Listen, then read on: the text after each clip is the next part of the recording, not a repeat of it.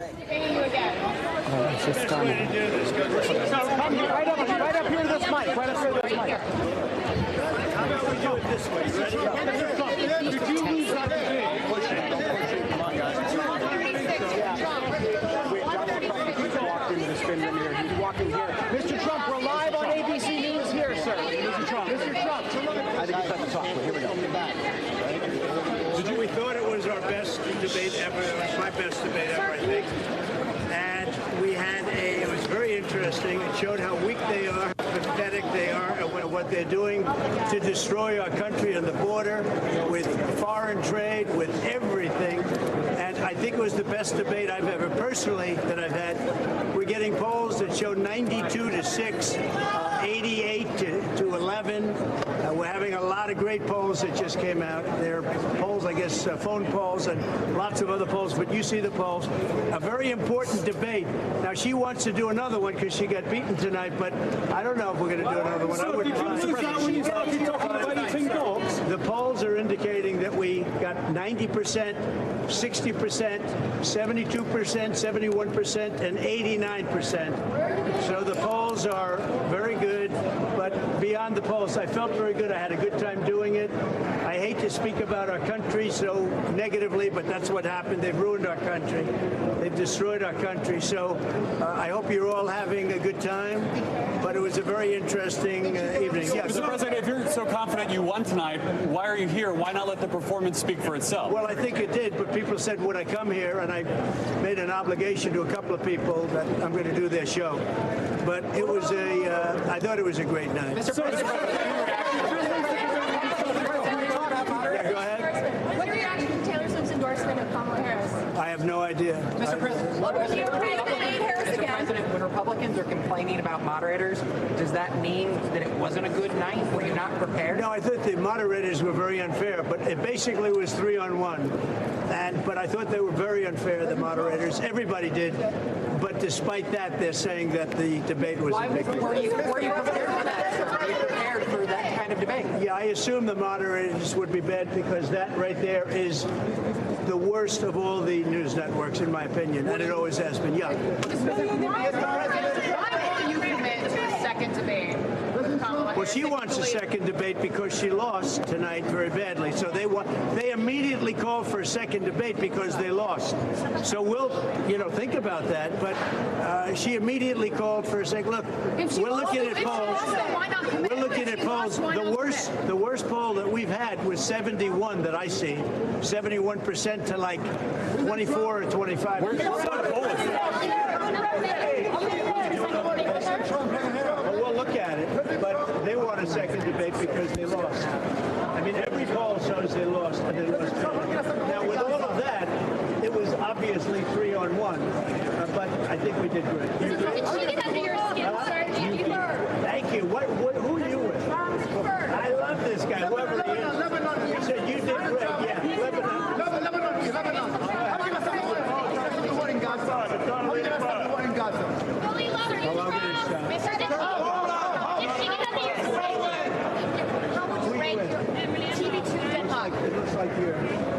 Listen, folks, if you can't tell by the hard-to-hear audio and those shaky camera angles, this was not an expected or planned appearance by former President Trump in that spin room in Philadelphia. He simply showed up. You heard him talk about that. He walked in front of where a number of reporters gathered, including our Garrett Haake. He's walking back over now, a little closer to the microphones, it seems. Let's listen back in for just a sec, see if that's any better. The Vice President, he's, the office of the Vice President, and certainly, if you take a look at it, she was terrible with respect to the president. She's trying to get herself away from Biden, and she wasn't able to do that tonight. I think it was a big thing. They wanted to disassociate with Biden, and they weren't able to do it. What do you think of the president?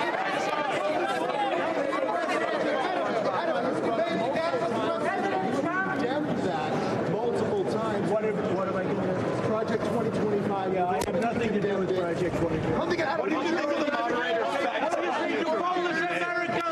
think the moderators were very unfair. I actually thought they were just average. You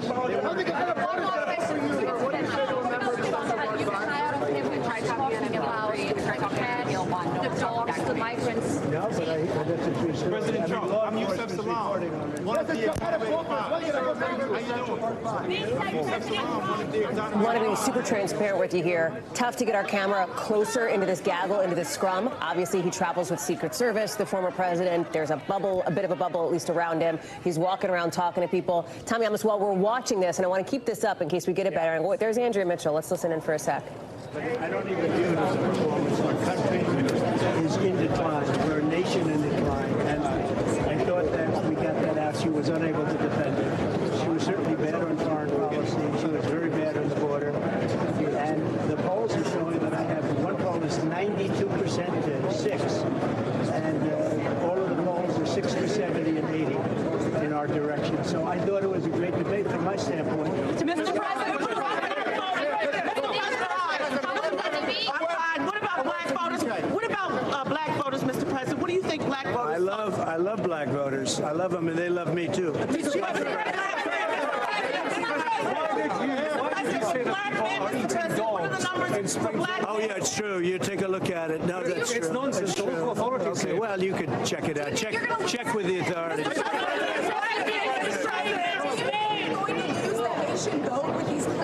I really don't know. I really don't know. I just say, all I do is say the truth. I say the truth. If I lose votes or gain votes, I don't care. But this was my best debate. I thought it was very good. I thought she was very weak on foreign policy. She was very weak on the border. And I'm very happy with it. So former President Trump here holding court in the spin room there in Philly. Tom Llamas is there, and the former president repeatedly describing this as his best debate in his view, despite the fact that, of course, just a couple of months ago, it was the former president's opponent who dropped out of the presidential race altogether because of that debate. And there has been some news made here as former President Trump is declining to commit to a second debate. Tom, I think I have you, as we're taking a look here, former President Trump walking around spin. Give us a sense of the vibe. Where are you in relation to this? I saw Andrea there. I saw Garrett there. This note about the second debate. Kamala Harris's campaign dangled that it seemed as bait. Sure, we want him to do it. We're down to do it. He's declining to take it sounds like. So, Hallie, I'm about 50 feet from where the former president just walked in. It's interesting. This debate might have been 90 minutes, and I think Donald Trump has turned it into like 100, maybe 110-minute debate, but it's all in favor of him those last 10, 15 minutes. We were watching to see where he goes. He says he's made some promises to get on some shows just beyond us are Fox News, and there's obviously other news organizations here. We're going to keep an eye out to see where he's headed. If he pops around here, we're ready to go. We have a microphone ready to talk to him. But he was there taking questions, and as you said, trying to spin the results of this debate. Republicans in a much different mood after this debate than they were in Atlanta. That has been clear from all the reporting we've done, all the conversations I have. I know you've had similar conversations as well. I'm sort of following the crowd and the noise. It sounds like former President Trump is somehow backstage right now. I can actually see through the curtains here. He is walking through backstage, essentially, where the organizers of the debate are hosting this. I think they're going to bring him in onto somewhere. We have no idea where. But in the meantime, Hallie, as we watch out for him, I'm gonna send it back to you. And if we get any updates, I'll let you know what happens. Thanks for watching. Stay updated about breaking news and top stories on the NBC News app or follow us on social media.